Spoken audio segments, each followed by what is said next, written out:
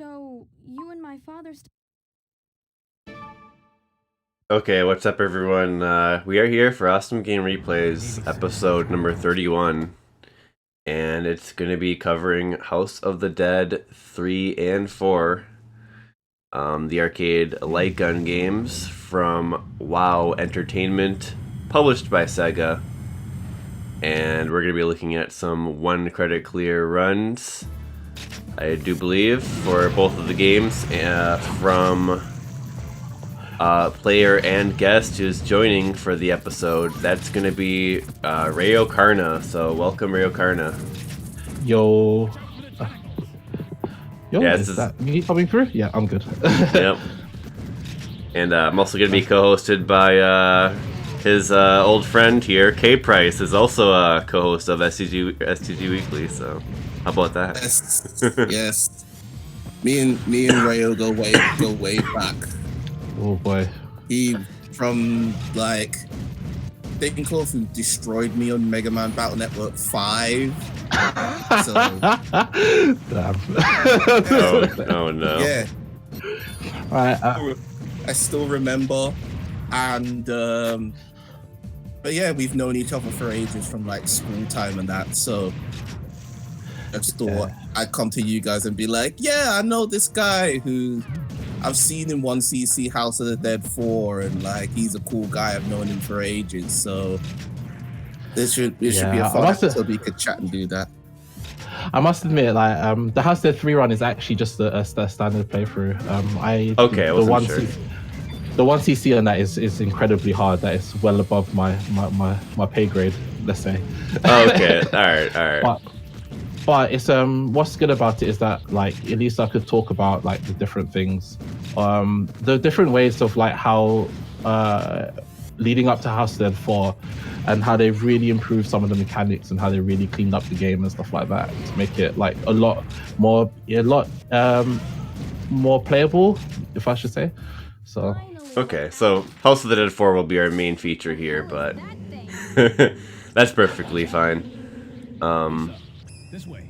So I did want to ask you, kind of, how did you start getting into playing House of the Dead, and I mean, if there's other story about maybe how you started playing light gun games in arcades, because House of the Dead, I think a lot of people consider it to be one of the hardest light gun games out there. It just seems like a lot of the House of the Dead games had situations that you just couldn't do anything about, and you're like, what the fuck? Yeah. For like 1cc, so I mean it's gonna be really interesting kind of to see about that. But I guess the way I was actually, here's a little bit of history lesson. I was actually super scared of House of the Dead when I was really young. Like I used to go to Sega Park in Wood Green in Tottenham ages ago, and they actually scared me so much I actually stopped going for about a couple months with my brother. My poor brother had to deal with me. He said, I don't want to watch House of the Dead. This was House of the Dead 2 as well, so that's like, quite a lot. It's gruesome, isn't it? Like it really is. Like they didn't pull any punches on the gore and whatnot. yeah, exactly. And I used to be really scared of it, like legit, like not go to places. I'm just like, no, I don't want to deal with this. But in the end, what actually happened was I actually started playing House of the Dead 4 because I watched this really good person play it in the arcade once. And then I watched one of the very first 1cc videos on YouTube ages ago, and I was like, actually, this is kind of doable. So I was with my ex-girlfriend at the time, and we spent ages trying to learn how to play the game. And in the end, I just kept putting money, credit into Trocadero in central London because they had 2 House of the Dead 4 machines there. And in the end, I just learned how to 1cc it. Like after I think it was about 4 or 5 months of practice. So go figure. That is probably the story behind how I got into playing House of the Dead. But I originally started playing light gun games or railgun games with Time Crisis actually. TC Time Crisis 3 was my first game. But it wasn't until like you saw someone actually like showing you that it could be done, like that you can get through the game. without getting like shit baked left and right. Yeah, basically. Definitely. Like that's pretty huge when it comes to arcades, like getting that experience, just being able to see like, oh, like, you know, this is actually like something you can do. And I mean, that's exactly how I got into playing like shmups originally, is I watched someone, people who actually knew what they were doing playing the games, and it just opened my eyes completely. So I can definitely see that probably was a similar thing that happened for you there. And yeah, and the thing is that you sort of never understand so much strategies until you see someone else pull it off, and you're like, oh, actually, this makes a lot of sense, sort of thing. Definitely. And I think when it came to House Dead 4, like, and the thing is that the person that I saw play it, he didn't even want CC. I think he got up to the 4th stage or something. But he was getting like extra lives and stuff like that, and extra grenades. I was like, this is crazy. How is this even possible? And then in the end, I just thought I'm just gonna keep learning this. So did you end up? Did you end up like talking to him, and like just, or is it just like you just kind of gathered info from behind? I sort of gathered info, and I only just sort of watched him play for. I watched him play, and then I kind of went home and kind of thought, actually, you know what, I could do this. And then I started running into. The more I played it, the more I started to notice the people on the rankings. And on a random afternoon, I went into Trocadero, and there was a guy playing it, and he was really, really, really good. So I joined him, and then I suddenly realized how good he was doing, and I was like, hey, you're the top person on the ranking. And he was like, oh, you must be Ben on the ranking then. And I was like, oh wow, okay. Amazing. So that was like, I sort of had a fanboy moment when I met him, which was interesting. So, but then again, it's like I've also played like House of Dead 4 abroad as well, because I used to live in Japan for a bit. So I played a bit when I was in Oyster and stuff, and the ranking stuff, like they were getting like stuff like 600,000 scores and stuff, and which is like stuff that I've not even learned. And I was in Akihabara last year, and just randomly I saw a House Dead 4 machine, and there was a person that really knew how to play it. And what I mean really knew how to play it, like they made a couple mistakes on first stage and let their credit run out because like they were so disappointed in themselves. Oh yeah. And I sort of joined him. I said to him, yeah, I'll play with it. I'll give you a game. And he looked at me really skeptically. I was like, don't worry, I can actually play. I'm not just some random guy. And in the end, by the 3rd stage, he just turned around to me in Japanese and said, actually, you're pretty good. And I was like, I guess so. Interesting. So, cool. Seal of approval. Yeah. No, it's at the end of the day, it's like it's a very. I consider House Dead 4 an easy game in terms of a rail shooter. There's not many. I don't consider it a very hard game. Definitely compared to like House Dead 3, like it's a much easier game by any means. And it's just that there's a lot of tricks in that game to keep you alive, which I'll go over in the run anyway. So. Okay, so that was a pretty fun story. So then we get to watching your House of the Dead 3 run, and get to learning a bit about House of the Dead and what we should know about the game and all that. And as we watch the run, I'm sure you'll go into further detail. Yeah. Oh boy, I've got a lot to say about this game. Yeah, when you're ready to start, just let me know. And okay, it'll be on a 3, 2, 1 go countdown. So it'll be 3, 2, 1 go. Okay, cool. Yep, from 0 here, and let's get it started with Rayokarna's House of the Dead 3 playthrough.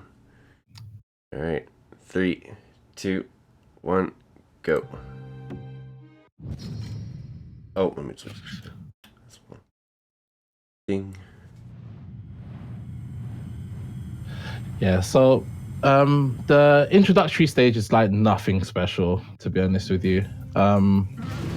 Oh, you want to quick mention you're playing this on the PlayStation 3 with the analog stick? Yeah, that's a good point. Yeah, just to give a heads up. Yeah, so this game came out on multiple consoles. So it had the original Xbox release, I think there's a PC release also floating around, but I played this on the PS3 version, just because it's the easiest for me to play, really. But unlike most of the other times I play rail shooters, I actually play with analog stick and controller, because the game's double tap requirement I cannot do with a trigger at all. So it is a bit difficult to play this game manually. I feel anyway. I'm sure there's other people that can do it. One of the first things you probably notice me playing is that I double tap a lot, because even though it's a shotgun, the firing has next to no recovery. So basically you could unload all 6 shells pretty instantly. So double tap is just a way for you to dispense the ammo quickly? Yeah. Is that what you're saying? Yeah. It's because things have got deceivingly high amounts of health in this game. So what do you mean exactly by double tap? Like, is it like a technique that you physically do? Or, I mean... Yeah, it's because all of the trigger buttons are your firing buttons. So basically I use R2 and R1 and R2 exactly the same time to unload 2 shots at once. Oh, I see. Basically double tap.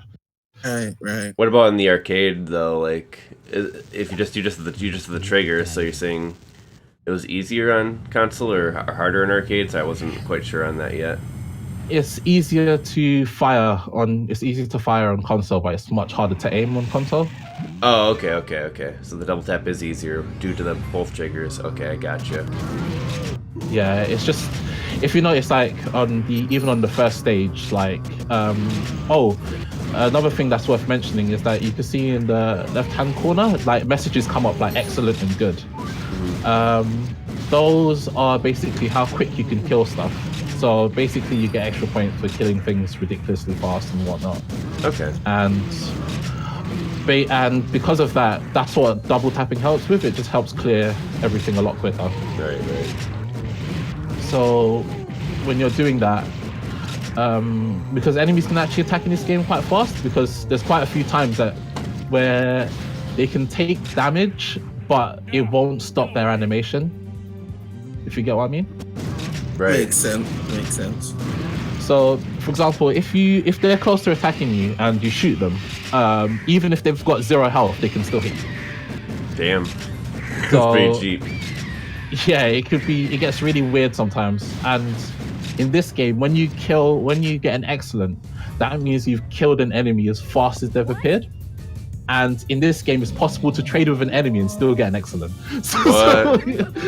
So is it just random sometimes? It's just random. Oh man, that's pretty that's scumbag arcade shit. Yeah. So our first boss, Death, he's a pretty interesting fellow. He takes minimum damage until certain phases of the fight. So when in the first phase, if you notice that he sort of starts swinging. So like the first 2 swings, you can't actually deplete his cancel bar until the 3rd swing. It's not actually possible. So he will take a minimum amount of damage until his very last swing, where he's actually open to actually have his cancel gauge removed. We're just passing through. And that's a constant theme in this game. So it's very apparent with Death, though. He's very sort of tanks it. So it doesn't matter how many times and how hard you hit him in the first 2 parts of the fight, first 2 phases of his of one section. It's basically how much you hit in the 3rd one. So if you notice, I take a hit there because I completely misjudge it and reload at the wrong time. So that was the crucial moment, is what you're saying there. Yeah. So on his 3rd swing, it's always on his 3rd swing where he takes most amount of damage. Oh, okay. Oh, I see.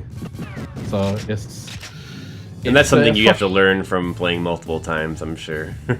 Yeah, it's a very frustrating mechanic to deal with. That's kind of confusing. But yeah, the way you explain it, makes sense though. Like this is the very first House of Dead game which introduces a cancel gauge as well. House of the Dead 1 and 2 doesn't have it. Yeah, so what is that? What is the cancel gauge, since you mentioned it? It's the small health bar that's under the boss's bar. And Okay. basically, you have to fire at its weak point to cancel their attack. Where before, in the previous House of the Dead games, you just had to hit them in their weakness once to cancel their attack. So, yeah. It's fun, but House of the Dead 3 introduces a lot of shenanigans which really shouldn't happen. So... also, the order of the stages in this game will change how you actually play through the level. So, depending on what your order is, the layout is completely different. So, Well, that's good. Yeah, it makes it so that depending on how you play it, it's completely different from stage to stage. Again, they're just still trying to fuck you in the arcade, trying to get that money. yeah, basically. It's like, yeah, you have to learn all these variations before you can actually get anywhere still. So, if you just noticed there, I got hit, and even though it said a good on the side of the screen, and that basically is a good example of how this game works. Oh god. So, which is frustrating because there's actually a notification which tells you when you need to be faster. It actually comes up with faster if you kill something before it's just about to hit you, which makes it a bit of a paradox, really. So they want you to, kill stuff fast, but it's still you're still prone to just getting screwed. Yeah, basically. It's just like a preventative measure. Yeah, it's and there's not many ways of avoiding damage in this game. But I think it's the Wii version. I think you're actually able to block, which is interesting. Huh. And yep. I have a question. So, what's the significance of those little rescue sections, apparently, exactly? Those rescue sections always give you an extra life. Okay. So if you succeed in it, you'll basically just reward you for life, because in this game there's not always a stationary health box. Alright. So I think in previous House of the Dead games you would lose a life if you didn't rescue someone, but it gives you a life when you rescue people. It's not right there. Yeah, they're not too bad. They also change depending on if you're playing multiplayer. They sort of swap between characters. But this stage is actually not too bad. Actually, there's not really many shenanigans in this one. It's the spawns are pretty easy to deal with. There's a bit with the bats and these idiots that throw knives and stuff. I hate them because the knife indicator is not very big on screen, so you have to see the flash and remember where it is, then start firing. I think I saw the indicator personally, but I get your point. Yeah, it's a very small indicator where when we get to House of the Dead 4, you can see that the objects stay on screen, which makes it a lot easier to deal with. It's a very good quality of life change. You're like killing like Giles here. Yeah. What the fuck? Okay. They had the Guile hair. They actually have hyper armor. If you actually keep them alive long enough, you can reduce their health to 0 and they'll just hit you anyway. So you have to be careful with them. That's what you call hyper armor when they have the ability to do that. Yeah, it basically means that they'll just hit you regardless of what you're doing, and you're just like, well, okay. But not every time. Not every time. Not every time. Right.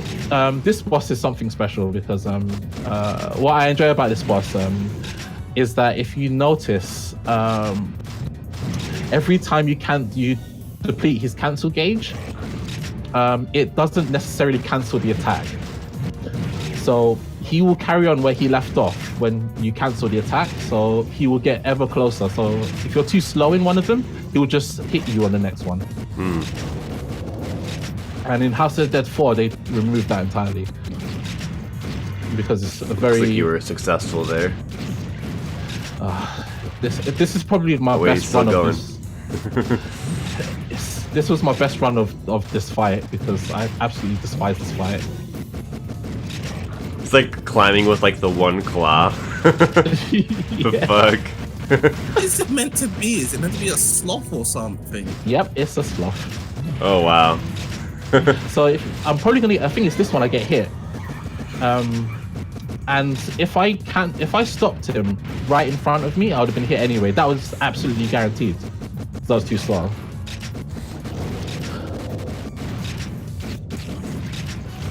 So, and yeah, this boss is like the absolute definition of like tiny hitboxes on a large boss. Because you have to shoot the claws even though the body is like wide enough. Yeah. So in this game, if the reticle is slightly off center, the game will always take priority on the thing that does on the body part that takes the least amount of damage. So even if you're slightly off, even if you're just like literally a pixel off, that'll be the difference between hitting 100% and 10% damage of that shell. So it's damn, that's a shitty mechanic. Yeah. Good old Sega. Because You and my father the actual shotgun shells are actually, the hitboxes on them are absolutely massive. Like they're ridiculously large, which would benefit the player, but in boss situations, it's actually infuriating, and it's not really apparent until when you fight the last boss. Basically, but we'll get to the last boss because he's oh man, he's fun.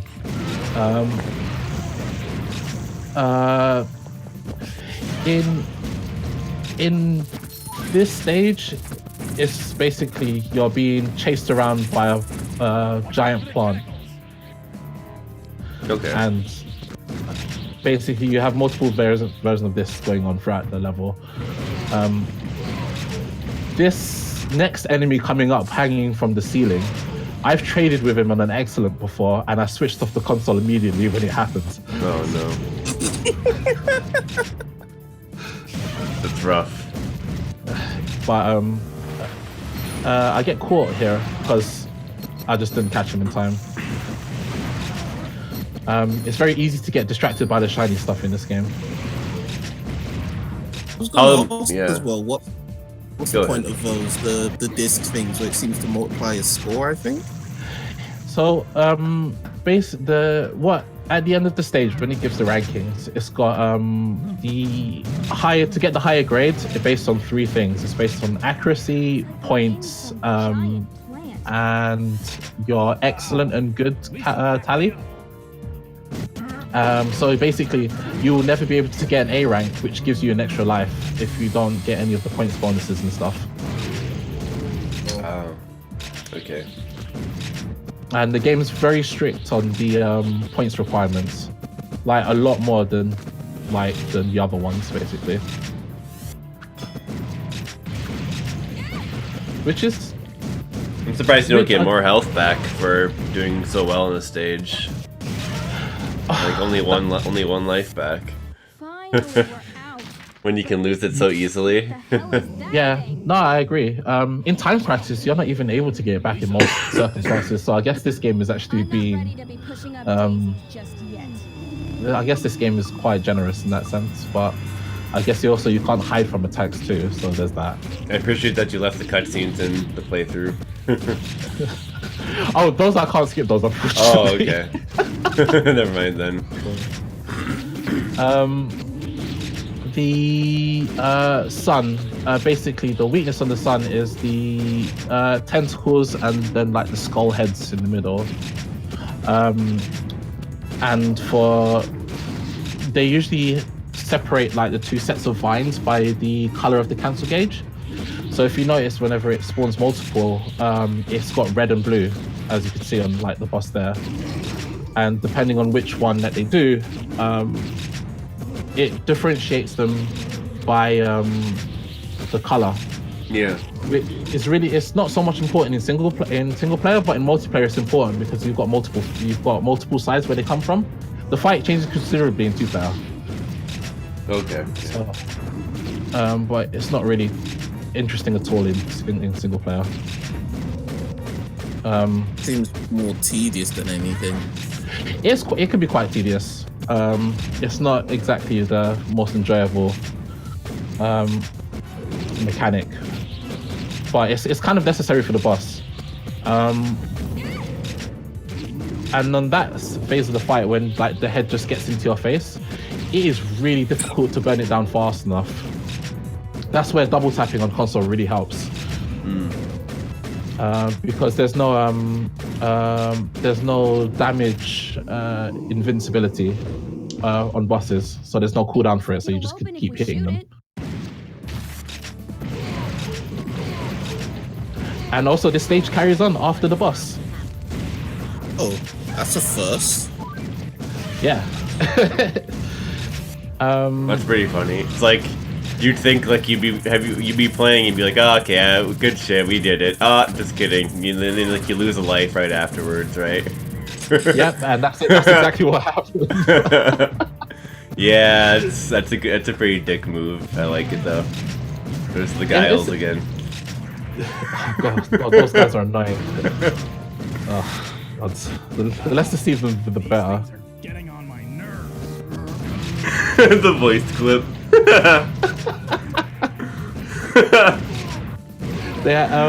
It sounded so authentic. Oh, do you know what? The voice acting in this game is wait until we get to number 4. Like, oh man, the Oh, voice acting Force is incredible. Oh, 4 is so good. Oh man. So I actually managed to get an A rank in this stage, which means I'll get an extra life, which is nice. X1. So it has X1 there. Can you get X2 in any way? Yeah, if you get an S. Oh, okay. What Dad That is really difficult to get an S. There we go. I think with S you have to like basically take no damage as well, which makes getting the extra life kind of pointless. So it's quite tough. But there isn't really. This stage is basically we get to see Death again. And his mechanics don't really change much, but it heavily changes how the invincibility on his attacks work. So in standard phases where he like does the thing where he like hides behind stuff and like attacks and whatnot, his invincibility thing on the third swing still applies. But in some phases it doesn't apply at all, so he's completely free to take in damage in all circumstances. And you could even cancel him before like the animations finish playing.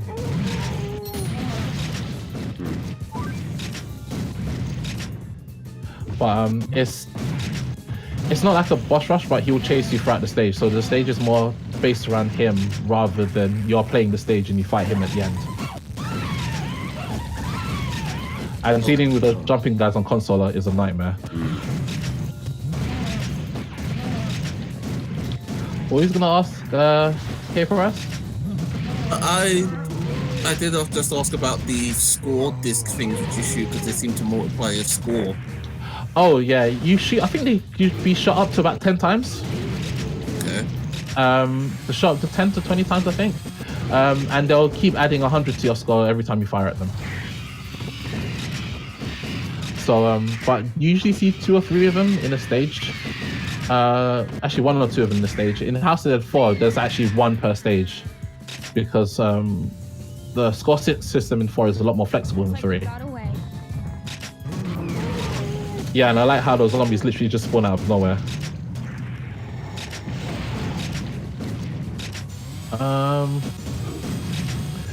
It's also those guys as well can have hyper armor as well. The guys with the buzzsaws, they are not. It looked it. Yeah, if you some circumstances, like if for example, if you don't always get the instant like headshot on them, it just doesn't. They will just attack you regardless. So are you generally going for headshots, like, or do you want to like shoot their like arms or anything? Like, how do you take down the general enemy? In this one, it's usually best to go for headshots because the attacks on the chest, they absorb a lot of damage. So headshots are usually key. Okay. But sometimes you could stop them attacking by like shooting their arms off and stuff. Yeah, I thought I've been noticing you go for the arms sometimes, so I thought I'd ask about that. Yeah, it's just sometimes it's basically allows me to slow the gameplay down a little bit just so I can see what's going on. Because they'll like recoil back from their arm being shot. Yeah, and it just makes it really easy to deal with. And this phase in the boss is really difficult because what actually happens is that all of the scenery ends up blocking all of your shots. Yeah, that was shitty. And because the physics there is not really consistent, it's like sometimes it's a bit of a fight to deal with it. And I messed that up. He just got bit, but he's okay. Yeah, he will be fine. No bonus though. He's on free play. He'll be okay.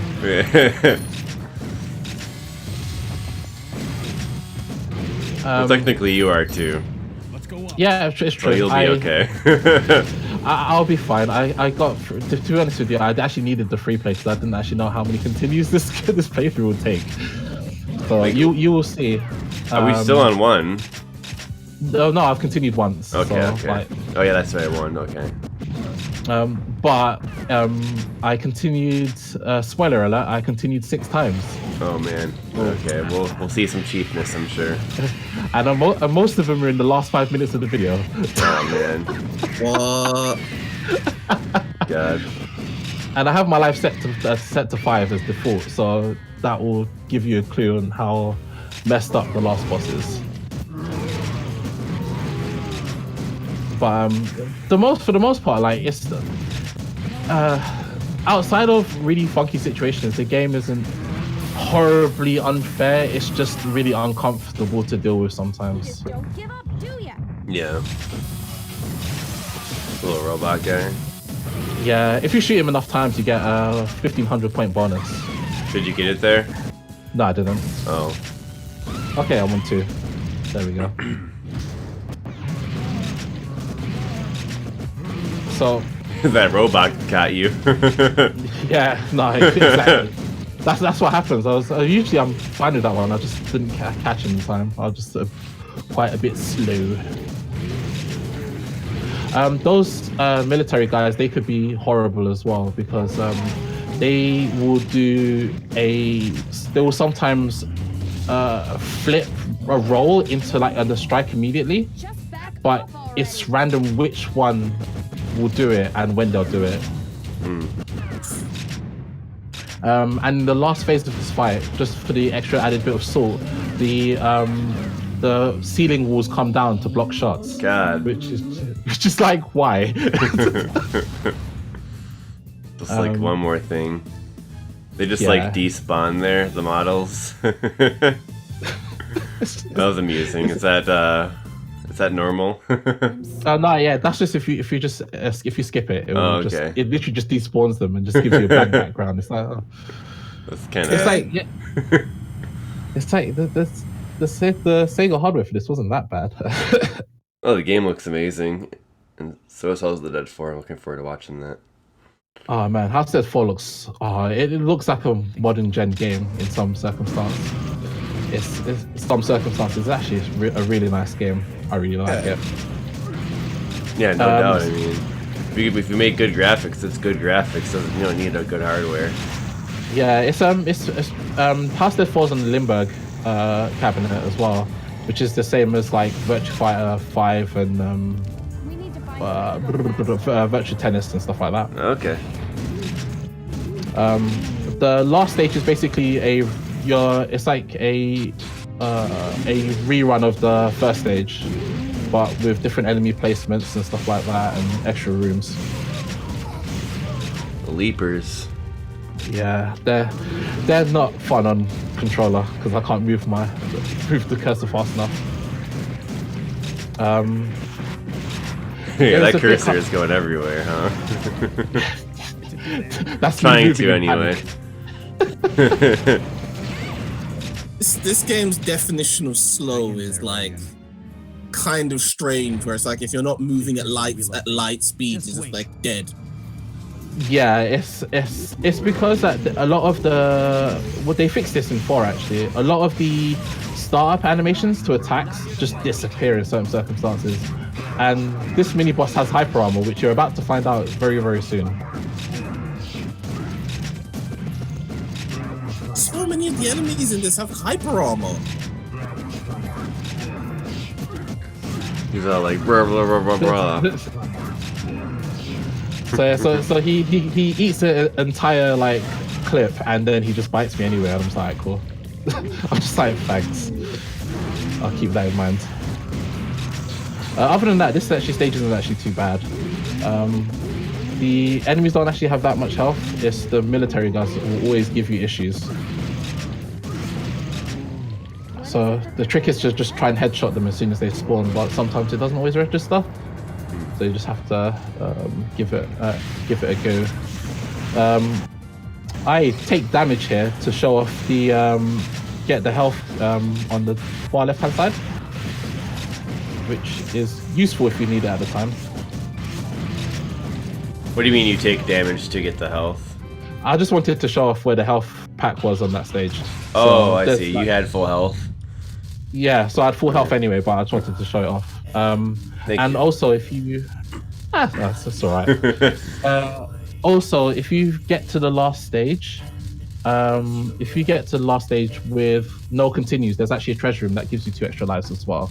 Oh. Obviously, I'm not good at House Dead 3, so like you don't get to see that, but you do get to see it in House Dead 4 though.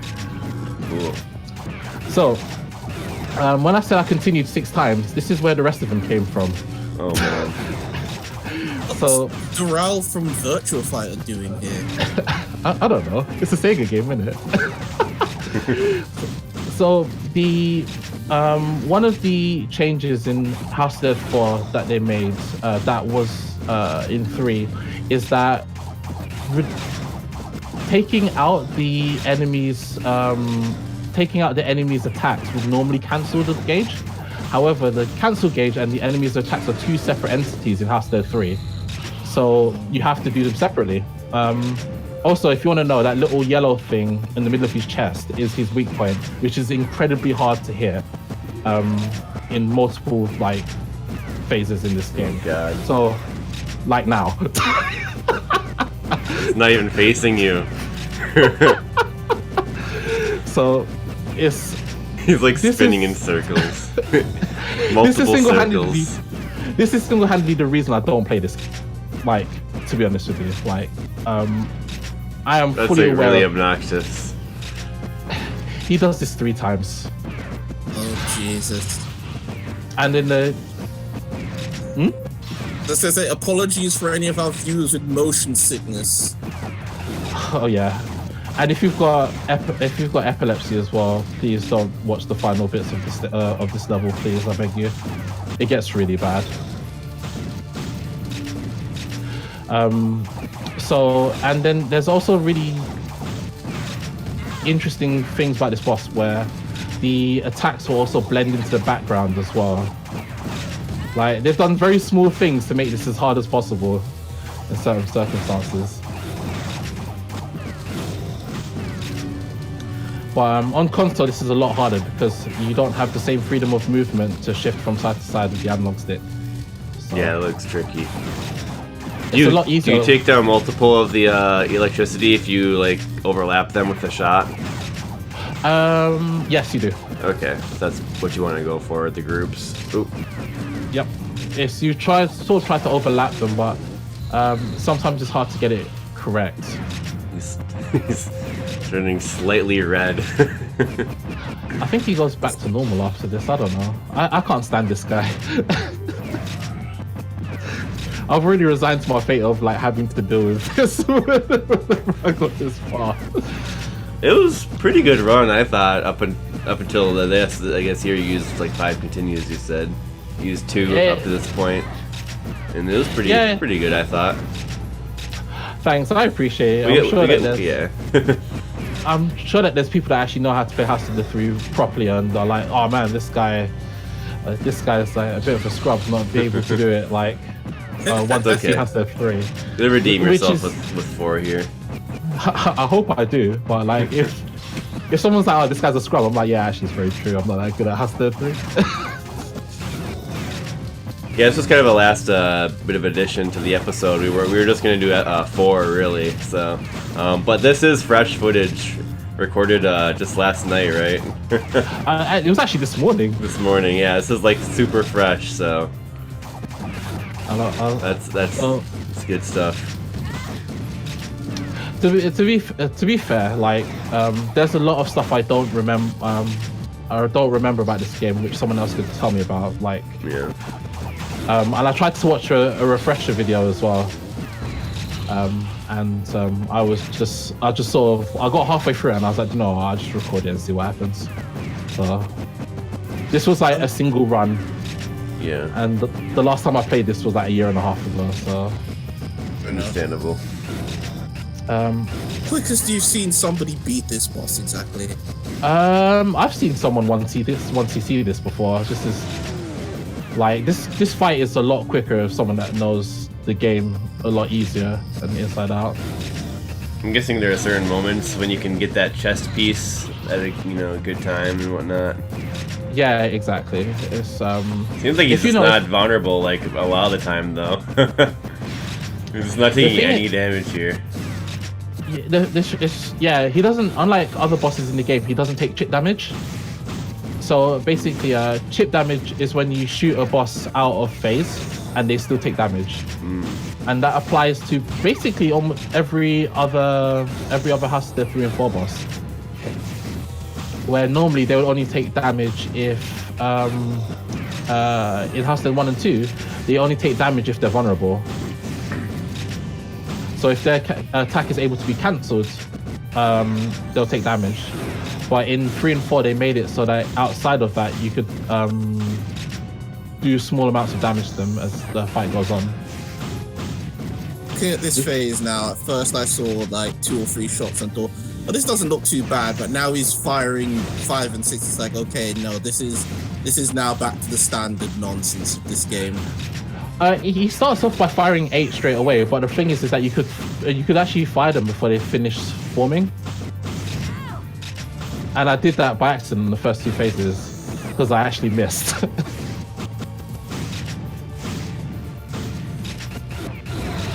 Oh, there we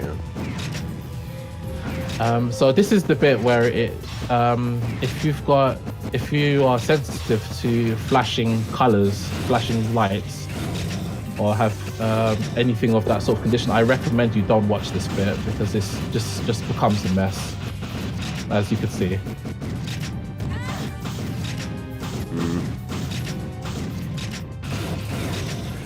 So they spawn on screen in a specific order. So unfortunately, by this point, I was sort of like, well, okay, cool. I'm almost at the end. I'll just do what I can. Get this out of the way. So this is basically his last sort of gasp attack. Every House Dead game has got something along these lines anyway.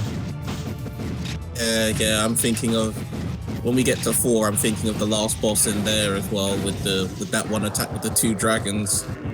Oh yeah, exactly. You get it.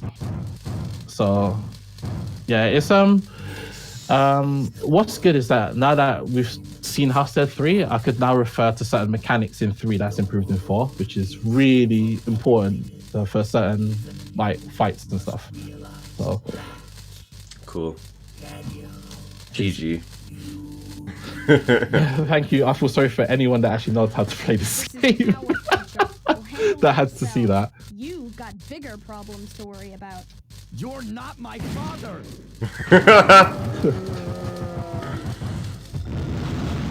And I think I didn't even get to the end. I was just like meh, just let it and just left it. I began walking toward the future. Hey, let's go. They're waiting for us. Who are these characters anyway? The Kate is not Kate. No, wrong character. The girl is actually the daughter of one of the characters from House of Dead 1. And that guy and the guy with the glasses, you actually swap with G. You start off with G, who's from House of Dead 1. And then you swap with this guy with the glasses, and he's Dr. Curien, he's Dr. Curien's son, and Dr. Curien was the main bad guy in 1 and 3. So I see. So it tells us the House of Dead 4, House of Dead 3 chronologically in terms of the game's timeline is the last one in the series. So it goes like it's House of Dead 1, 2, 4, Scarlet Dawn, then 3 in that order. And House of Dead Overkill is at the start. Okay. So now we're gonna get to our main feature here, the House of the Dead 4 one credit clear. Yes. This is what you've dubbed the safe run playthrough.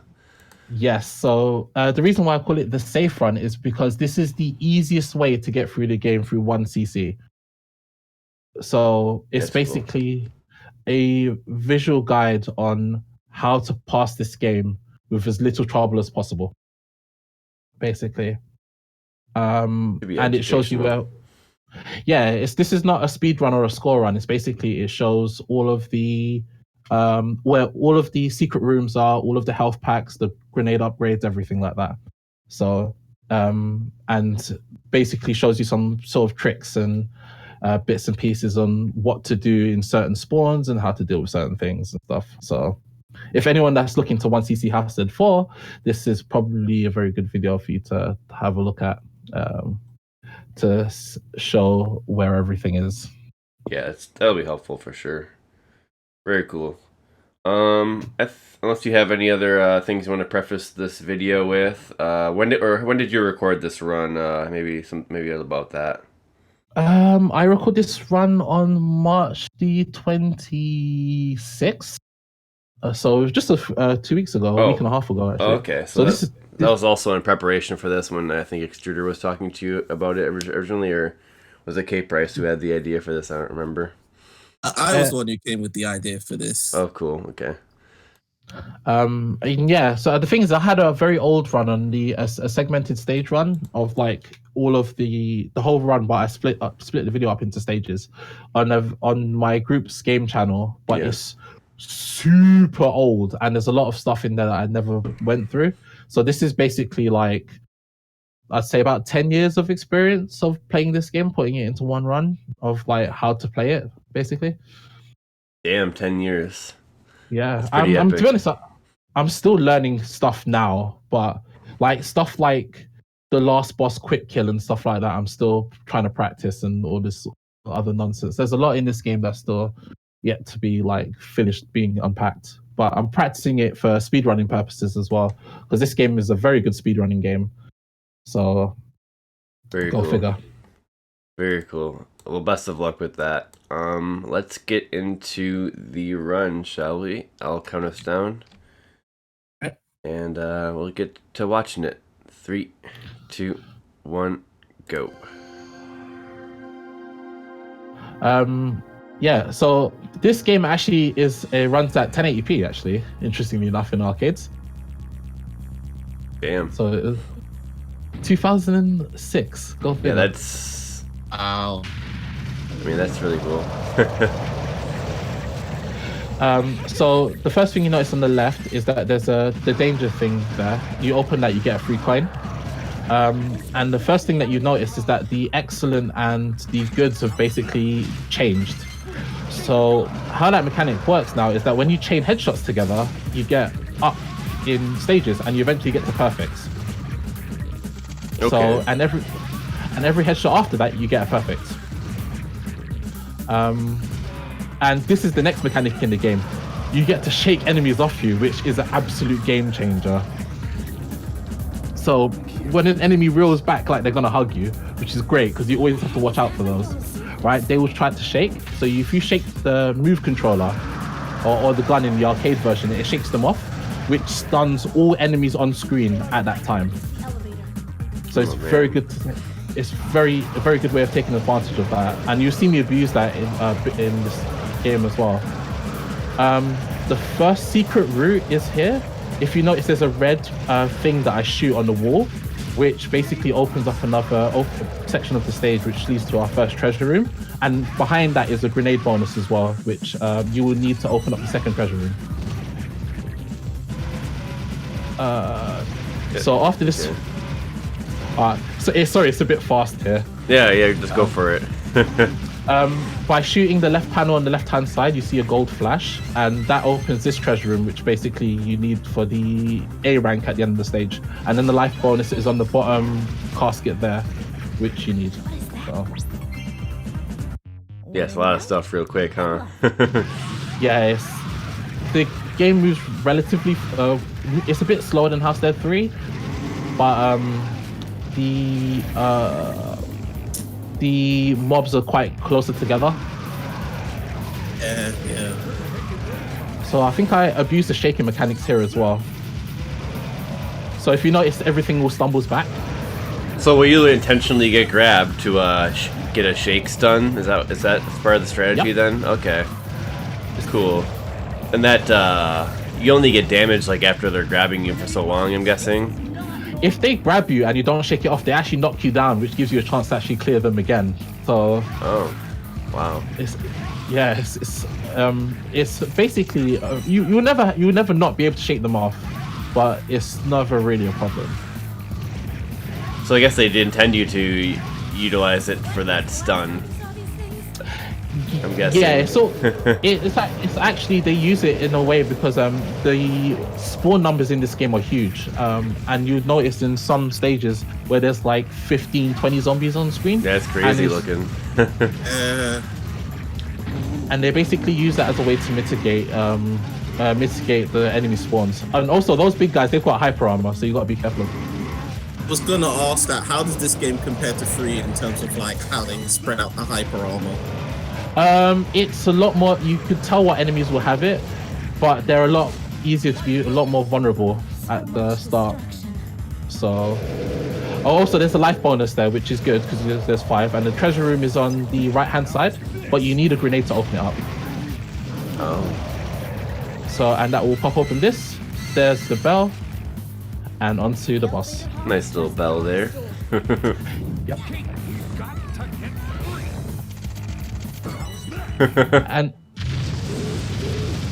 and this is our first boss to Justice, whose weakness is in his tongue. Man, I don't think I've ever watched this game before. Like, this is fucking badass, man. I'm sorry, Lord BBH. I'm so used to skipping cutscenes. I'm sorry. I'm sorry. I'll record a cutscene full run and I'll post it at some point. Actually, I've never actually thought about doing that. Actually, I don't know if this is actually a very interesting thing about this boss, but this boss can actually be infinitely looped. This game has an infinite? So basically, in some phases of this boss, he will grab you, and he'll keep doing that. And you could, as long as you be able to shake the gun hard enough, you could infinitely get out of it. If they get to a point where it gets really, really hard, but to get to that point is really difficult. So, what top players do is top players use that to farm him for accuracy, for the points bonus, for the life bonus at the end of the stage. Okay. So if you notice, he grabs me here, and that basically avoids damage and keeps his cancel gauge the way he is. So what they do to farm accuracy is that they actually shoot his kneecaps, where he takes a minimum amount of damage. And you need 70% accuracy for an S rank.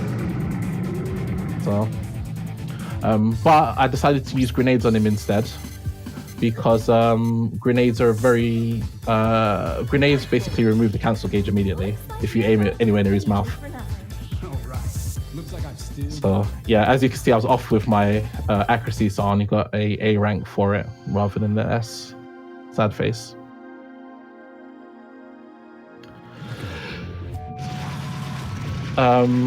Stage 2 is a bit weird. These enemies here have got really deceiving hitboxes. To headshot them is a bit difficult. Little frogmen there. Yep. They are very, very, very, very. They've got a massive head for a very small body, so it's very easy to headshot them. Actually, I like them. Good. So this is the safe route. So if you were going for point score, you would not open that door, and then the zombie horde on the left will attack you and takes you a completely different route. But because this is a safe route, we take the easiest way through, which is this way. How would you take the other route then? When it says to open the gate, you just don't shake the gun, and it will just you'll fail the scene, and then the spawn will come from the left hand side. Cool. Here's a deceiving spawn here. Most people attack the enemies on the left, but if you attack the enemies on the right first, the enemies on the left actually don't aggro. That's tricky.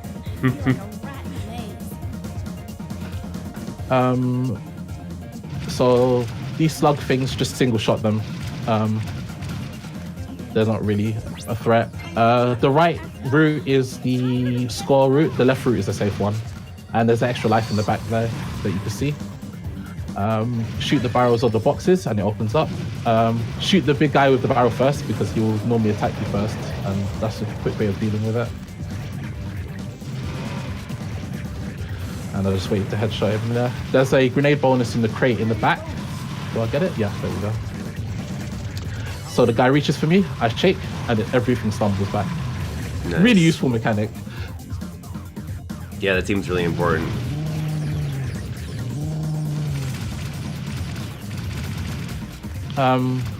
Also, the scenery is really important in this game. Like, a lot more than previous House of the Dead games.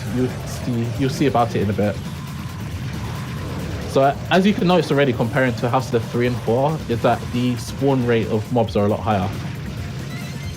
Yeah, there's just like more going on. This is our next treasure room as well. So if you fire at the rubble on the left hand side, the left corner, it opens up this really weird room. Don't know why, but whatever, I guess.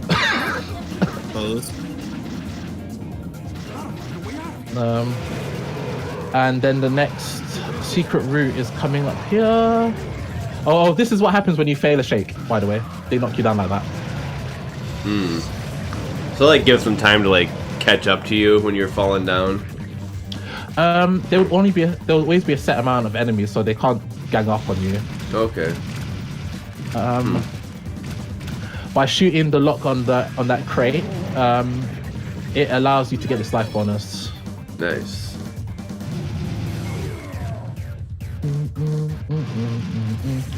And these guys that shoot fireballs, if you shoot their canister instead, they just explode. Right. I take a hit here, and I completely messed this up. Yeah, there's a grenade bonus on the back, and I completely missed it. And then I'll shoot the crate here for it to explode, blows up enemies and stuff, gets them out of the way.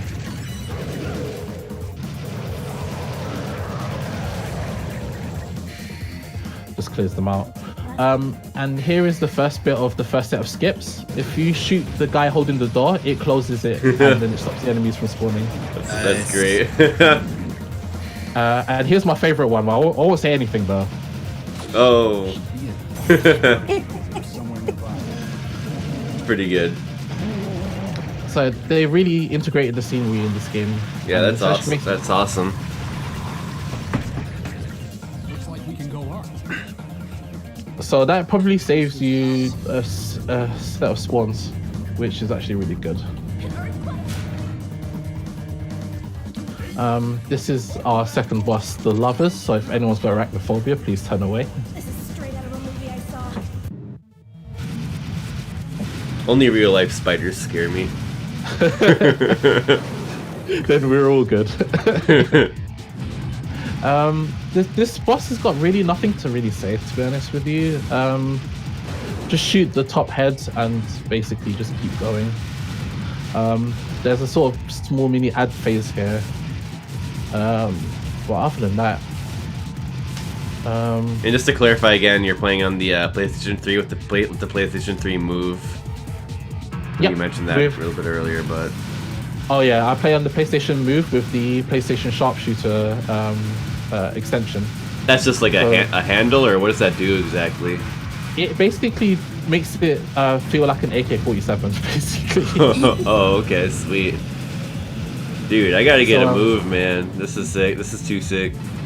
Oh man, playing like Dark Side and Umbrella Chronicles with the PlayStation Move is so good.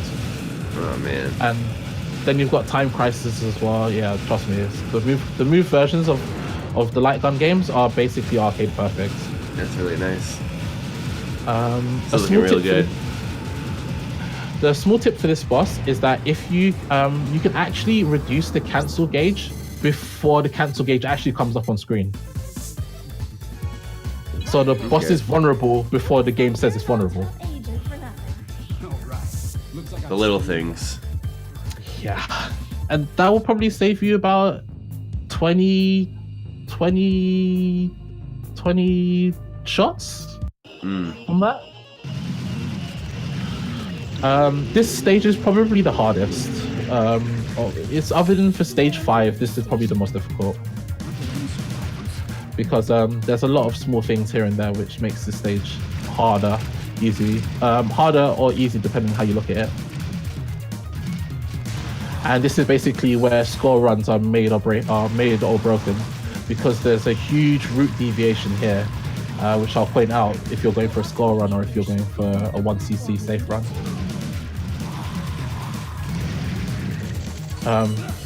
I was banking on him grabbing me there, because if not, I would have taken that hit like an idiot.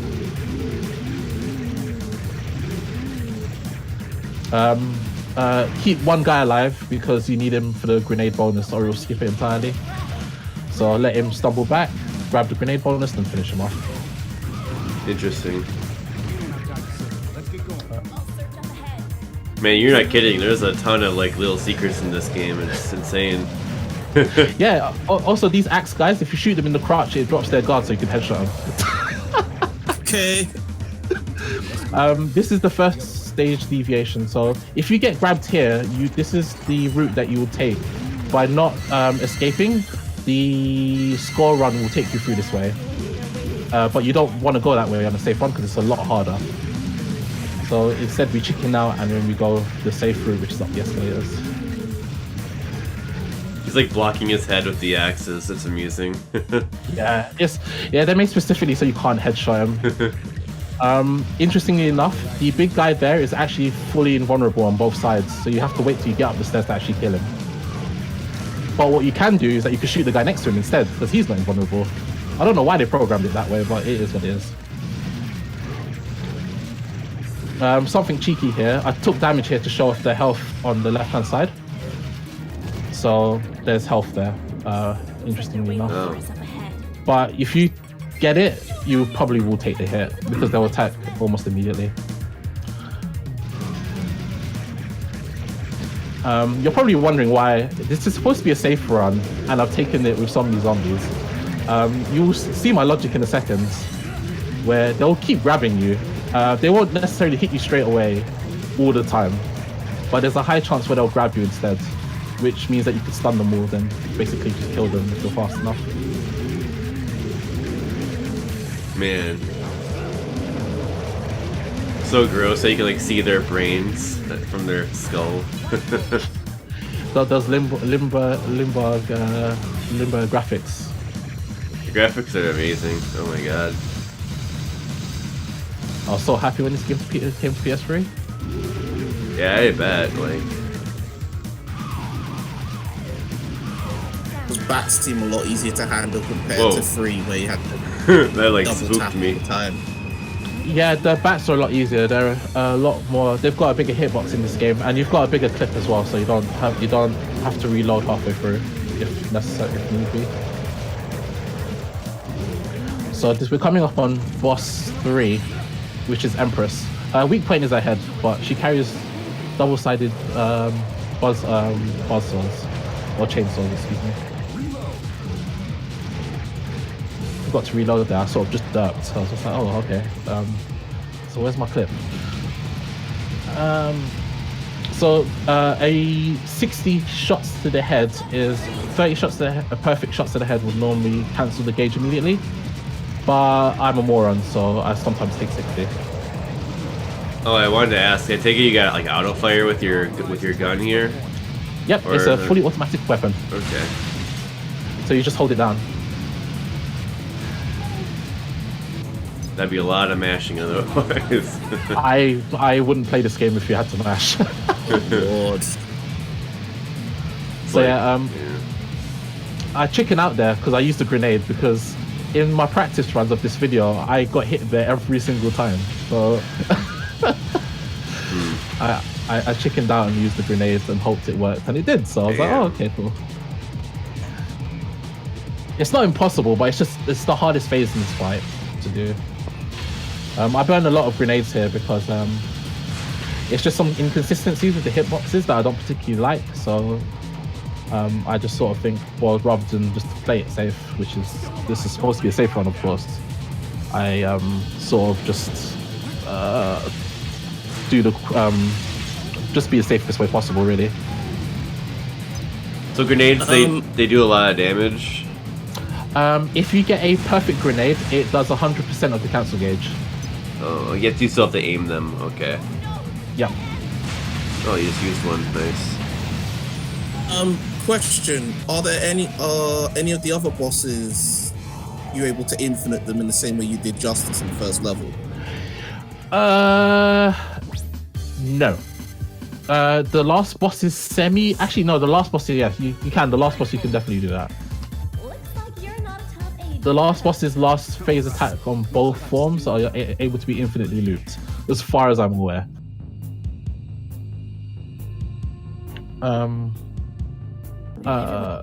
Chapter 4 is a technical stage rather than anything difficult. There's a frog in the background from that bin that I opened up, and I think that caused me to... No, this bit I sort of just derped and I was like, what's going on? And I just took damage for no reason. Oh, and that's a case of when Hyper Armor kicked in. It was just there. And a score route would have been to leave that open, but you're not doing score routes here. You shoot the guy that's holding up the door to keep it. You want to keep that one open rather than keep it down. Then you kill the big guys first because they get hyper armor as soon as they get near you. And you leave one guy alive so you could get the grenade bonus. Treasure rooms unlocked on the left hand side when you shoot the key on the shelf. Clear these fools out. And then you get the grenade bonus and the coins. And then you got this Muppet on the left hand side. There's a life bonus in the background here as well. If you shoot the box in the shelf, it pops up. And I use a grenade here because I chickened out. That one was hard to see. It was like dark in that room. Yeah, it's sort of, it's a lot of trial and error with all of the secret stuff in this stage. Shooting basically anything. Yeah, basically. Excuse me. So, headshot all of these guys. Get rid of him first. Shoot the crutch so he drops guard. It's easy to deal with. I don't get the bus because I'm a fraud. Oh man. What would you get if you shot the boss? I think it's a 3,000 point bonus, I think. And then we have Temperance. This guy is a bit big, obviously. He takes... If you shoot him in anywhere, he gives you accuracy, so he's very good to farm accuracy on. Man, what a boss. He takes no actual damage, so that's basically the whole theme of this fight, is that you're shooting this thing, you're stunning it, but it's not taking any damage, so you're like, what am I supposed to do? And this boss only gets better. Dude, like the Goron roll at you. the Goron dance. Trust me, he came ready. He looks like a Goron. If you, in the first two phases, if you actually don't stun him, he actually just jumps at you. Oh no. Belly flop. Yeah, it's the worst one. Yes, Riverwind actually mentioned something in chat, which is true. All of the bosses other than House of the Dead Overkill follow the tarot cards, the Major Arcana tarot cards for naming things. So yeah, it's a very good bit of theming for this game.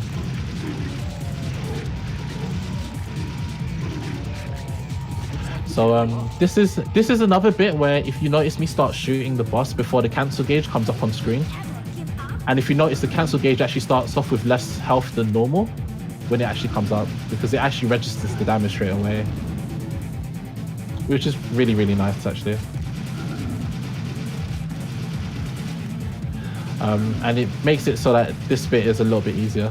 It can be a bit of a tight DPS check if you're not careful. And there's the bell on the left-hand side. It's random. Sometimes it's on the barrels on the right-hand side too. Some item placements are random in this game, but it's minimal. So that coin there is sometimes in the box in the back rather than in that barrel.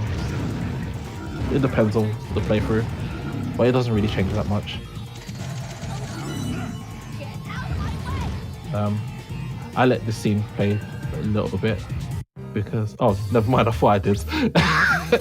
But the clock falls on his head and then he dies. Nice.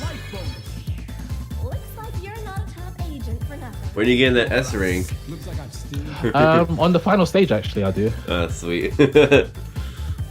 In the points run, actually, you would never want an S rank, actually, interestingly enough. What's Goldman up to? Because when you get a life bonus, when you've got max health on a score run, on an A or B rank, you usually get a bonus score of if you get an extra life. However, if you get an S rank, which gives you 2 extra lives, it doesn't give you the extra points bonus instead. A0063. I think that's more of a programming error than an actual issue. And also, these guys in the suits, screw them. What's You'll their see thing? why. Oh. You'll see in a minute.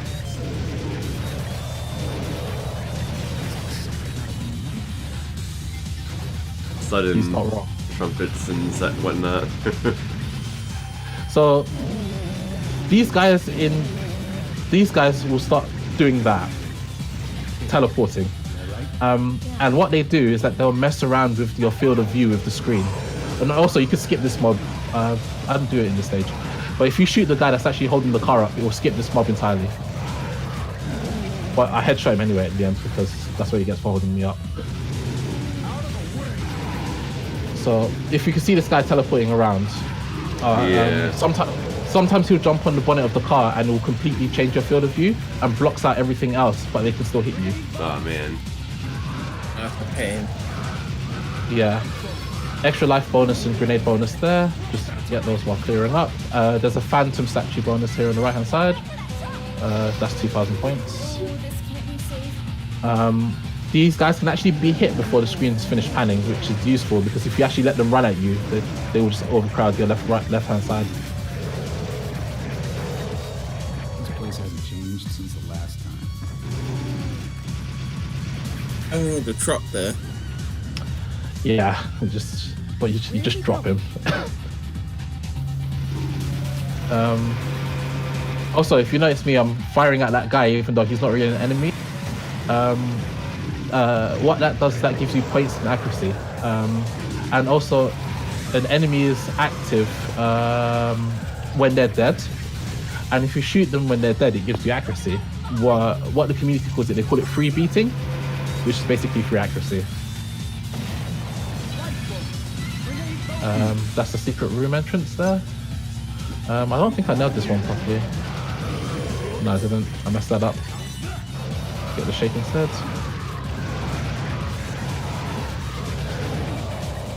You can see how much when he grabbed me and I shook him off, like that completely changed like the urgency of that spawn. Yep. Like the stumble back basically gave me an opportunity to finish them all off. And now robots. For good measure. This boss is the worst boss in the game, and he is a problem. You'll notice in this run, he'll do very certain things which makes no sense. Also, keep in mind when his cancel gauge starts and where he is on screen, because sometimes he's not on screen at all when it all starts. Since when did Goldman start hiring?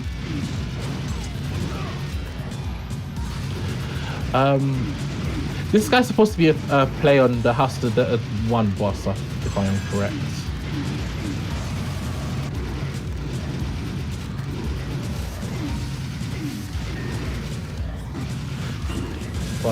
He's probably the most difficult. So as you can see there, he flies off screen when the cancel gauge starts, so I can't actually stop his attack. So I'm forced to go defensive straight away, and I end up messing it up anyway. But it's annoying when that happens.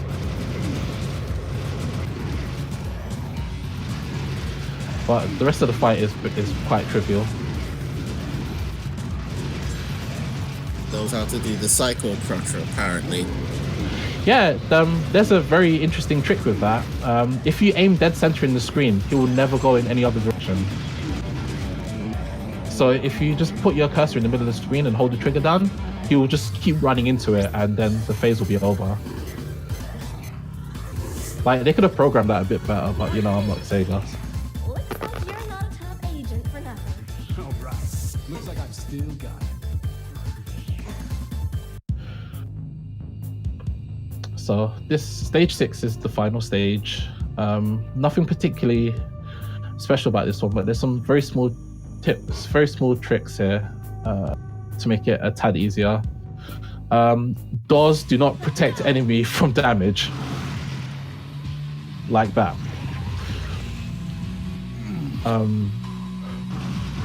And basically the big enemies' weak point is not their head, it's actually that large black panel thing on their chest. That's actually their weakness. Good to know. This spawn here, kill the guy on the wall first, and that saves you a ton of problems, and then that means it's a lot easier to deal with that spawn. And then there's the access to the bonus room. Shoot the eye and the dragon on the floor, and then you shoot the crate for the life bonus as well.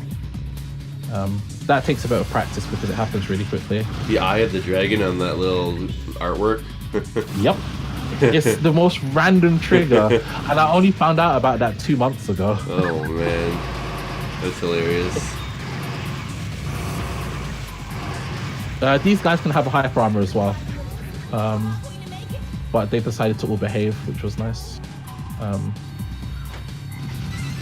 You get a grenade bonus here, which is useful because we need that for a little bit of an experiment that we do towards the end. I derped there and missed my reloads, which caused me to be overcrowded a little. But these guys' attack startup is it's quite high, so, and I completely messed up that grenade throw. So I got lazy and just tanked the damage, but you see why I did.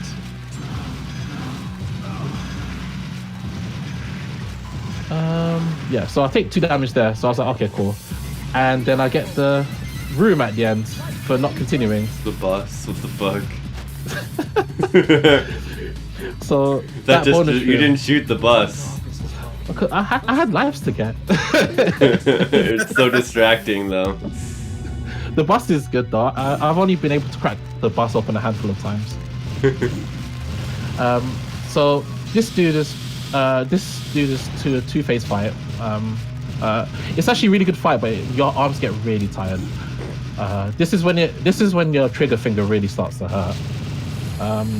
His attacks are unlike House of the 3's boss, where you had to hit the boss to cancel the attack. Here you have to hit the attack to cancel it instead. And what that does is that it doesn't do any damage to the boss, but it causes the boss to go into hit stun instead, like that, causing it to reel back, which allows you to get some easy shots in. Crazy looking boss. Yep, he only gets weirder. It's like a bug robot exoskeleton or something. Something like that. He called it. It's called the world, and it controls ice, but like we don't really care because we just want to shoot it. Yeah, of course. To answer your question, K-Price, about infinite looping, this is the bit that can be infinitely looped. Okay. Because that section doesn't get any harder, but doesn't do any damage to the boss. So this could be looped an infinite amount of times until you've reduced the health of his boss to 0. And he won't do anything else, as far as I'm aware. Does it give you increase your accuracy or anything? You can do that, but you'll be here for a good... The most I've looped it for is about 20 minutes, and I got bored. Okay. So second phase, I didn't get it in this run, but I sort of got it. But in normal circumstances, grenades don't work on a boss. But if you time it well enough, you can actually reduce the boss's health by about 50% of a good grenade throw.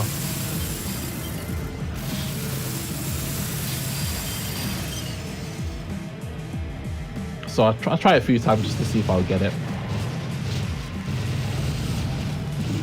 Came close though.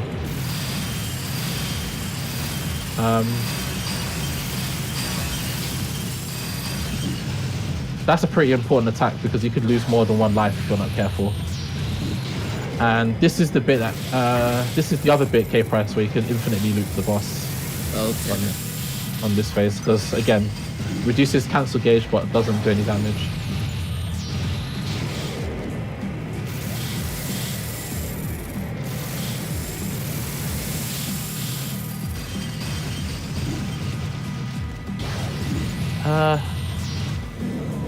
That's it, really. You didn't seem so bad. Well, the way you played it out, anyway. For people that are new to the game, it will be that fight is quite complicated because I do things like shoot targets and stuff before they fully spawned, which does a lot of damage and stuff like that, and a lot of people wouldn't really be used to that sort of thing at that point.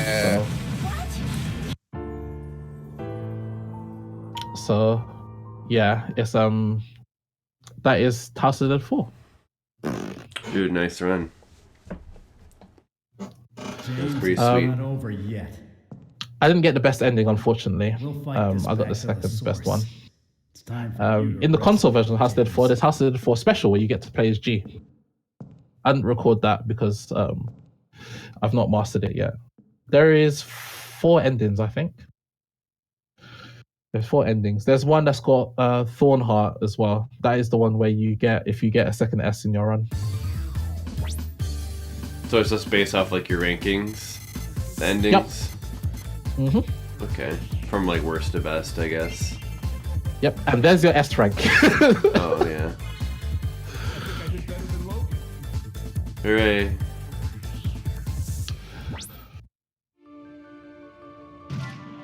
Very cool. So, if you see this name in the arcade, then it's probably me. I think you said there were 4 endings. Yeah, there are 4 endings. Thornheart is the best one, I think. And Thornheart is the last boss of House of the Dead Scarlet Dawn, which is the new one that's in arcades at the moment. Spoiler alert. So, yeah. So yeah, that is House of the Dead for 1cc safe run with all of the health upgrades and grenades, bonuses, and secret rooms Very cool. in a safe route anyway. You really tell like every freaking scene in the game, like they really went out of their way to just have every detail like in there, like Yeah. like in terms of the secrets, but also just like funny things that are happening, like in like in terms of the enemies and that little like the little bus. Like damn, like game's godlike. The thing is there's so much minute attention to detail, and there's certain things that I didn't even get to touch upon that and the thing is like comparing it to House of Dead 3 to House of Dead 4, they didn't make it a game where you just have to, they didn't just make it a game where you just cleared it, they made it a game where you can actually play around and have a mess about with it. Because in House of Dead 3, if you sort of mess about with things just murder you. Like, there's no second questions. It's just, you just take damage and say, okay. It's like, yeah, I'm sure there's like experimenting with like letting the zombies grab you so that you can figure out a good place to get that stun. Like, you know, I'm sure there's there's probably some creativity in that. Yeah, no, definitely. So, like, to take see if I to take everyone like back to the very first stage where had those enemies that jump off the wall and jump at you. Those enemies I like to call the casual killer because because I work in an arcade, so I see people die to those enemies straight away in the first stage, like without fail. An interesting tidbit about those enemies, right? If you're playing solo, if you aim dead center on the top third of the screen, and leave your cursor there and just hold the trigger as they're jumping at you, you'd headshot them every single time. You actually just pulled up the part of that a replay that showed that perfectly. Very interesting. It's weird how the enemies react to where your cursor is. That's really devilish. And the thing is that like I always prioritize big enemies first because small enemies never have a hyper armor in this game. They fixed that specifically, where in this game you could always interrupt small enemies regardless of how far into their attack animation they're in, but big enemies don't have that, it's not that safe. So what I do with them is that I always prioritize them first in a spawn, which you probably see me like ignore certain enemies and stuff like on larger spawns and kill the big ones first because that's usually the reason. I see. Makes sense.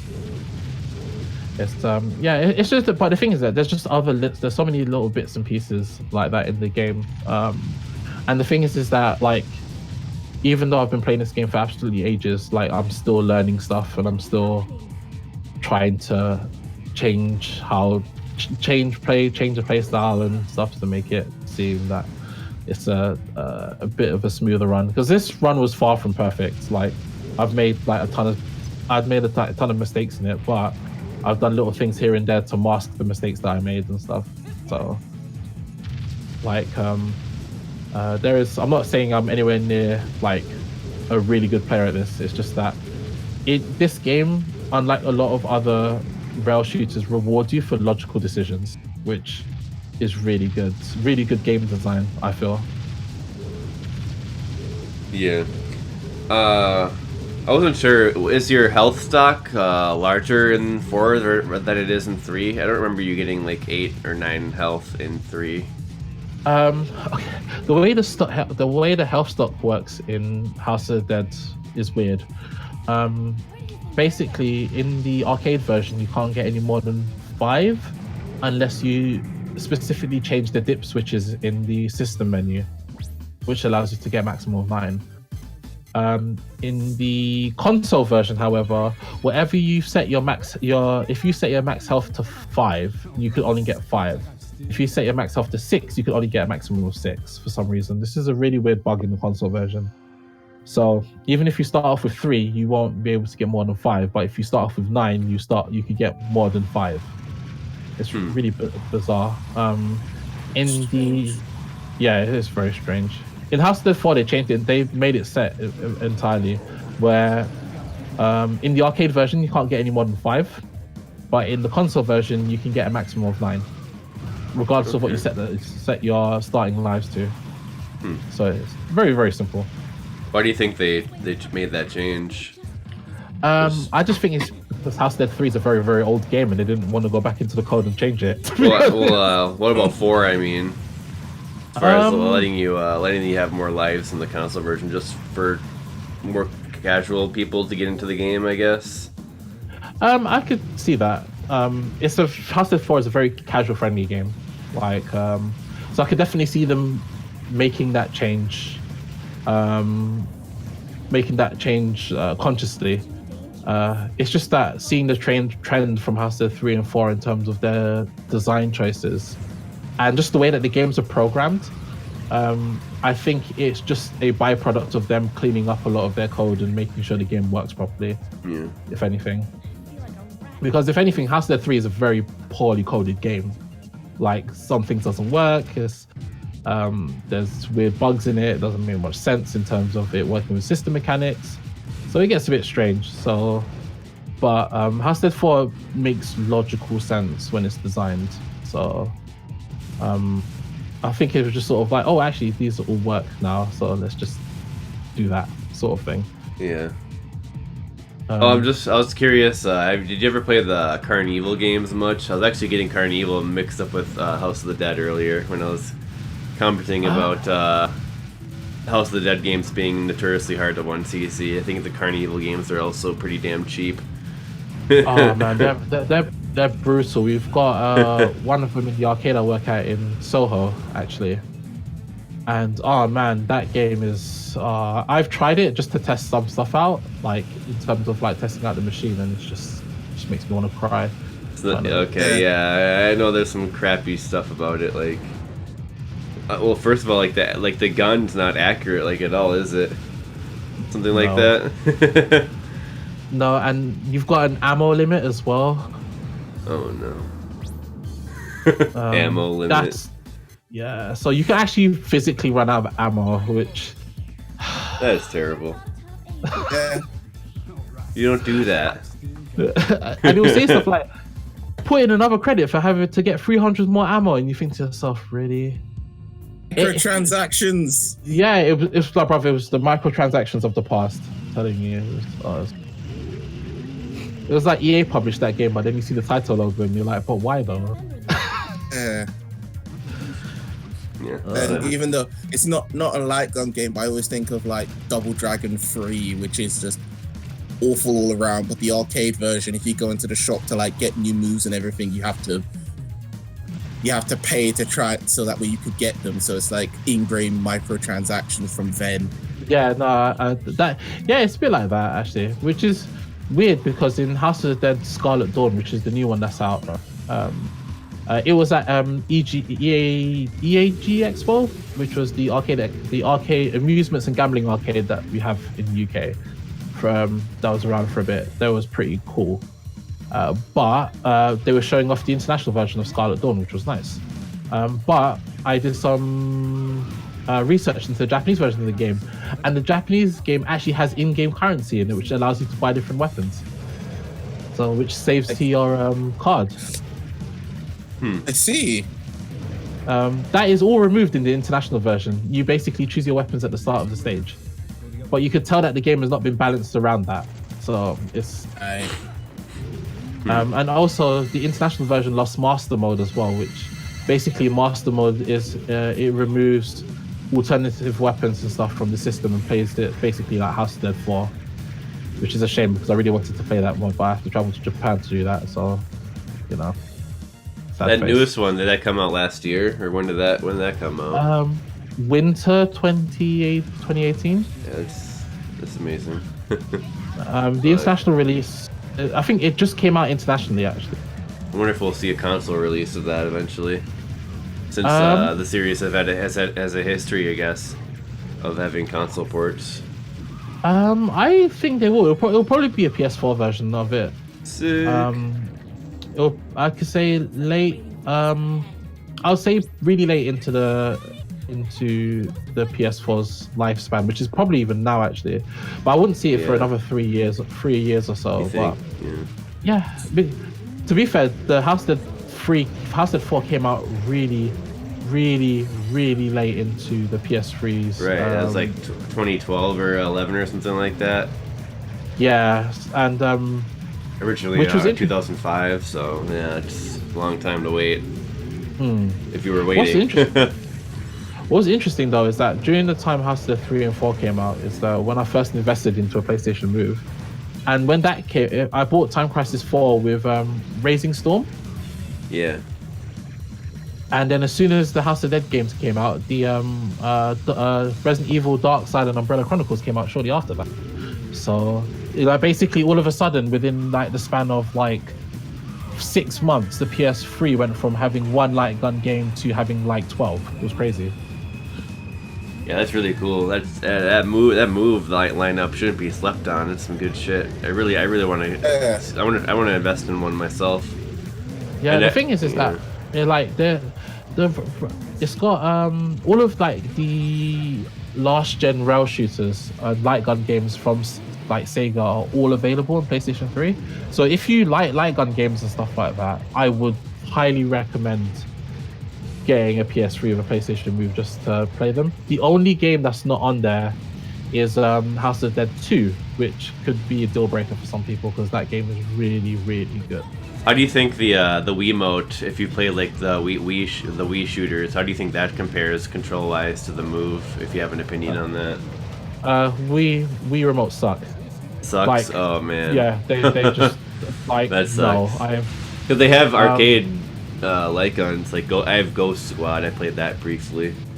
Oh yeah, no, Ghost Squad is an amazing game, but the Wii remotes I sort of was like, whoa, they're okay, sort of thing. Just but only when I fairly moved, serviceable. Yeah, but when you move to the PlayStation Move, because the tracking is done from the camera and the tracking is a lot more direct, you could feel the difference when playing the game. Like, okay. And it's so much more accurate. Yeah, I thought the Wii remote aiming was kind of jank, so I just wanted to get a confirmation on that. Yeah, but it is proper jank, which is a shame because Ghost Squad is a good game and House of the Dead 2 and 3 Return was good as well. But the thing is, the best way to compare it is to play House of the Dead Overkill on Wii, and then play House of the Dead Overkill Extended Cut on PS3, and then you immediately notice the difference between the two games and how they play. And also, the big issue with the Wii ones is that the Wii rail shooter games, they all suffer from frame skipping. They jump as well between mobs and stuff. They desync. They're not very good ports. Oh boy, that's bad. Okay. But the PS3 versions, because the PS3 is a bit of more of a beefier console, they're a lot more cleaner sort of thing. So yeah. So yeah.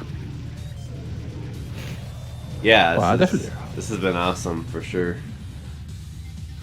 Yeah, anyone watching, please play rail shooting games. They're fun and they're very enjoyable. So, anything you want to plug before we might conclude this episode? I want to say shout outs to my gaming group, NGI Events. Those guys are awesome. I wouldn't be able to do half the stuff I would be able to do without them.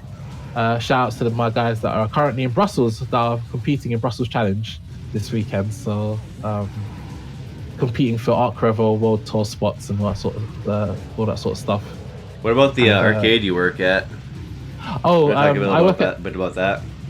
Oh, okay. I work at Las Vegas Arcade Soho.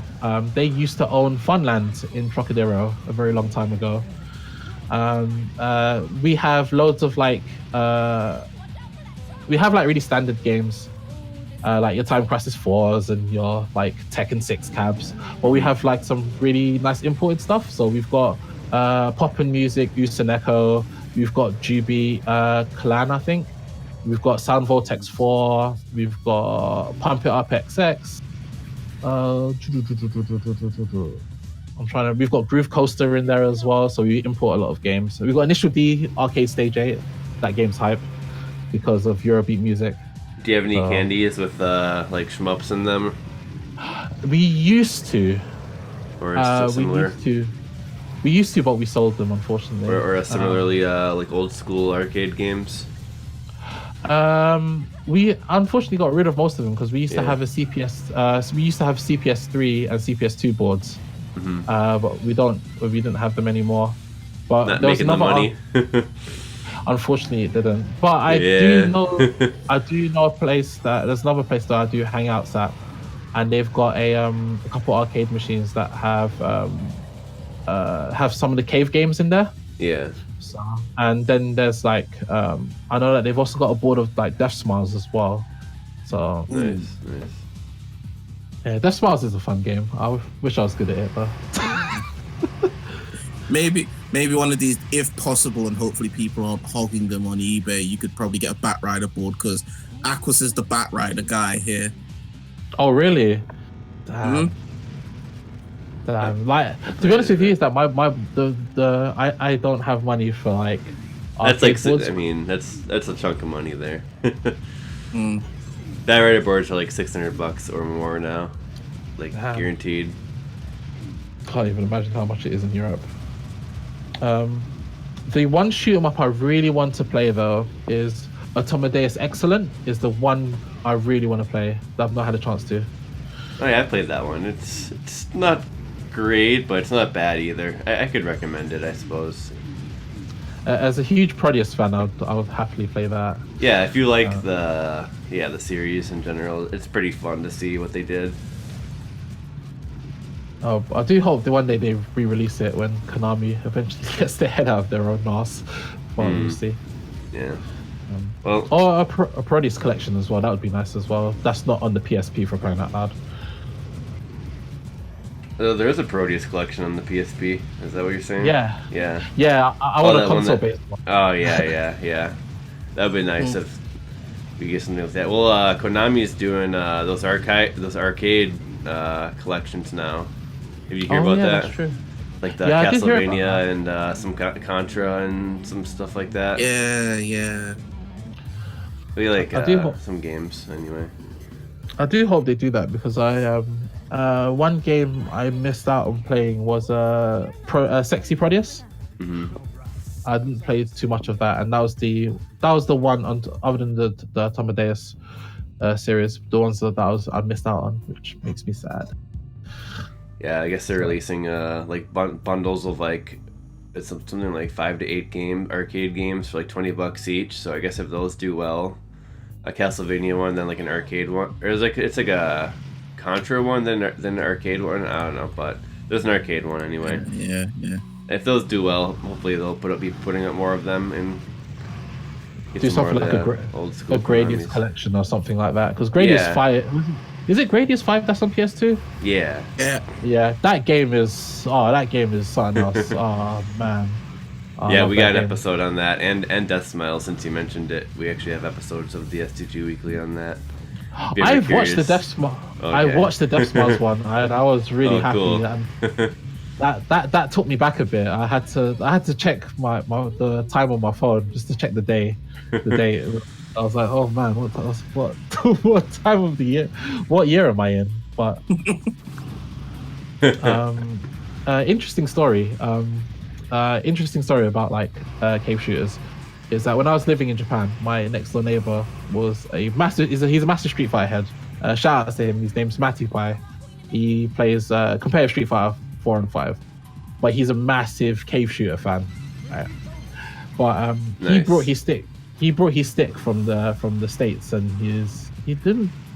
And I think did he bring his PS3? I can't remember. And no, he brought his PS3 and his stick, right? But he bought an Xbox while he was out there to play cave shooter games. But he didn't have a stick to it because his stick was PS3 only. Yeah. So he borrowed mine, which was dual modded. And I remember not seeing my stick for at least about 2 or 3 weeks. Yeah. Sounds about right. If you're into those games, I mean, yeah, plenty of stuff to do. Which is fine though, because I took his copy of Hasani Miku instead. So it worked out. There you go. Which is all good. And I don't need my stick to play that game. Oh No. No. All right. So, guess we should end it here then. Yeah, I think so. But yeah, thanks again, Rayokarna, for coming on and talking about these games. It was a pleasure having you. It's been the pleasure's all mine for being here. I've really enjoyed it. I'm glad I've been able to talk about these games because it's not. I know House of the Dead 2 is super popular and it's been on HDQ and SGDQ and stuff, but House of the Dead 4 and to a lesser extent and preferably stayed in the past, House of the Dead 3, those games get sort of lost in the dust. So it's nice to be able to bring like some light to them. Yeah. And if any other time you want to come on with some other game, maybe the speedrun for this one or something, we could potentially do that in the future too. Just we'll keep in touch. Oh, definitely. I'm now a fan of like the Shooting Games Weekly side because ever since like the suggestion to do House of the Dead 4 was come up, I've actually backlogged and watched all of the old ones. So like, awesome. I am now like someone that is like interested and now a viewer of the channel. So hey, it goes both ways. Yeah, thanks. I'm glad you course. enjoyed it. Thanks, K. And then Price, you've got for me bringing who it. sort of, Sure, I was gonna say I'm weirdly the link between these two worlds, so now with an exchange and everything, so it's good. It's all good. It's true. Like this opportunity would never come up if you never said anything about it. Yeah, show us the K price for that, of course. Lightgun games they're always fun to see played at a high level. They really are, and I still don't think they get enough credit for high level play. Like this, I think they're still just regarded as quarter munching games. But yeah, the thing is that I don't blame them. It's very hard to tell what's good games design for a rail shooter and bad game design, especially when a lot of the time it's aimed towards a casual audience, really, because they're the arcade games.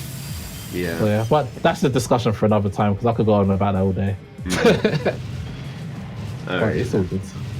Good stuff. All right, well, that'll do it for Awesome Game Replays episode number 31. Thanks everyone for coming out and enjoying the show. We'll have it on YouTube in a couple days here. And yeah, that's gonna do it for us. So yeah, take care everyone and have a great week. GG's, thanks guys. Yeah.